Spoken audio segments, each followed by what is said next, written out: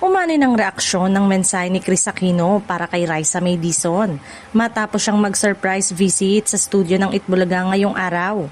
Dumalaw si Chris upang suporta ng anak niyang si Bimby Aquino, ngunit naglaan din siya ng nakakaantig na payo para sa young host. I love you. Doon sa nabalitaan kong nangaapi sa'yo, don't mind them because success is the best revenge. Ani Chris kay Raisa. Agad namang positibong tumugon si Raisa at sinabing yes, tama po.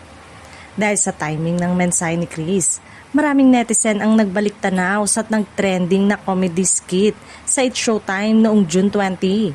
Sa nasabing segment, nagbiro si Kim Chu nang makita ang karakter na nakakostume bilang Lotus Feet.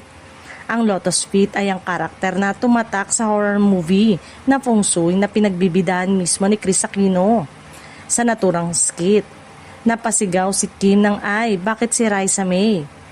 Habang tinutukoy ang nakakostume at sinasabayan pa ito ng sayaw na iniuugnay ng ilan sa estilo ni Raisa. May ilang manonood ang natawa sa eksena, ngunit may mga netizen at fans ni Raisa ang hindi nagustuhan ng biro.